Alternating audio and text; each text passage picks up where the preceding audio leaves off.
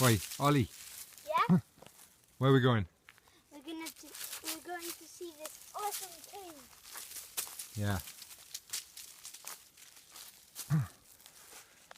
We're going to go and have a look at this cave. It's a man-made, man-carved by hand entrance to a cave that I found the other day. And I'm showing Oliver for the first time. It's quite exciting. Let's go and have a look at this place. Very cool.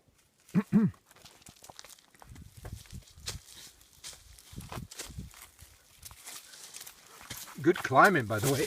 Whoa, I'm going slipping.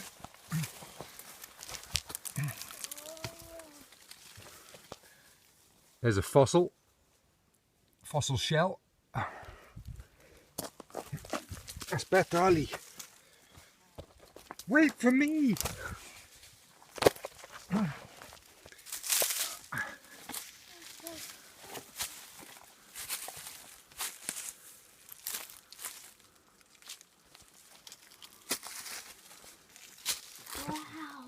Hey? Look, there's some teeth marks.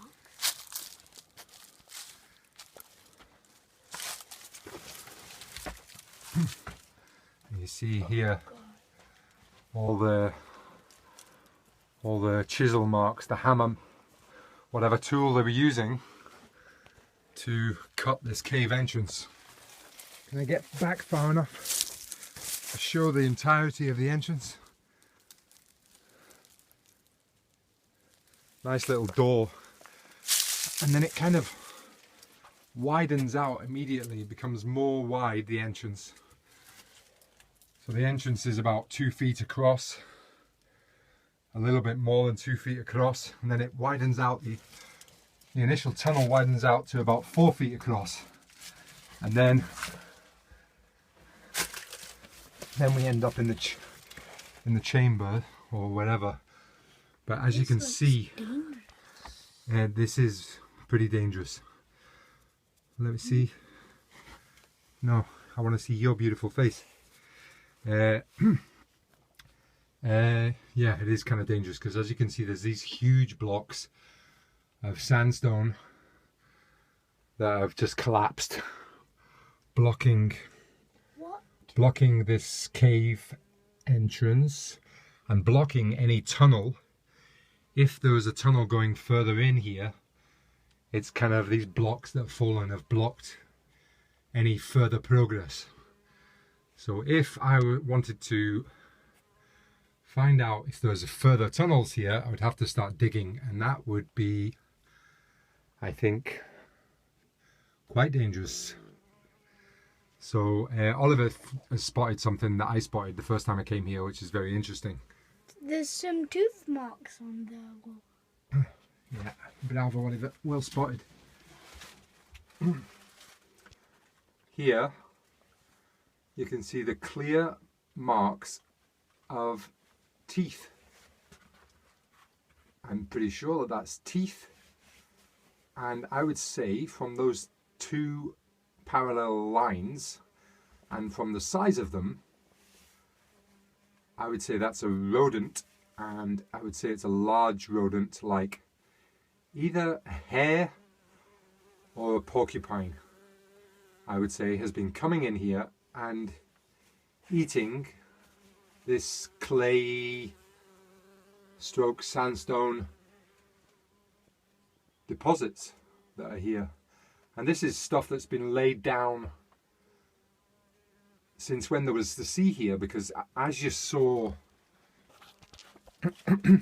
as you could see when I was climbing up here, there are fossil shells in all this strata here, and so I would imagine there's also some like salts and stuff in this clay. And so just like elephants will go to eat clay and salt licks and stuff, and some deer and some other animals do that, then that's also what this porcupine or hare is doing as well. It's coming here to chew on this, and that's very recent, and it's also not a lot of it. I don't see it anywhere else in the cave, just here. I don't see any other places where they've been eating at all. What are these holes? Maybe there? a little bit down there at the bottom of that rock there, there's a few little teeth marks as well. So we can see that these, Oliver's just asked me what these holes are. Well, there's the answer to your what are these holes thing. Different insects and bees and different things make these holes to nest in, to lay their eggs in, to find a safe place to be. And so this little beautiful, it's like a red-tailed bumblebee, it's just gone into a hole here. That bee is probably just searching for a good enough hole to make a nest. Well, that hole has gone in deep enough for it to explore and not come out yet. So maybe he's, or she, has found a good site. After exploring that little hole for a while, it's going to come out and then decide if it's the right one or not. Also, some of these holes are probably millions of years old, made by sea worms way back in the day. Some of these holes have got casts still on them from like tube worms and stuff. So some of them might be millions of year old holes, not made more modernly. Anyway, this is a very cool place. It's got an amazing view looking out back out of the entrance. It's got an amazing view. This is a very cool spot. I would love to know what this was for. I would love to know how old it is. It could be that it just belongs, or it was made by people living here just 100 years ago, for example. There's a big set of ruins that have just been abandoned in the last 50 years, just around the corner. So it could be that they carved this out of this rock, and and we're using it to hang their prosciutto, to hang their hams, meat, to put their wine in. As was the case in many of these old houses, they dug these caves to store food in, I think, largely. So, yeah, it could be that.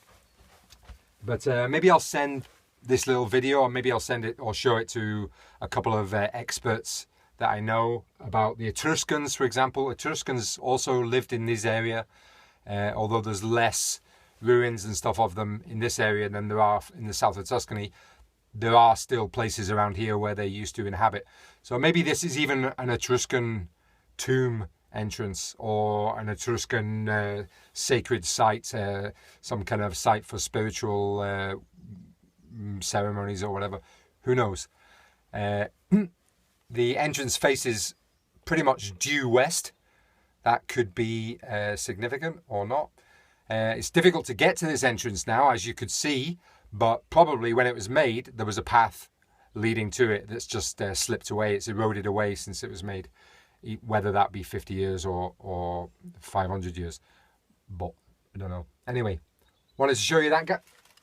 Ciao, everybody. Beautiful day here. We're off on an adventure. Bye. Bye.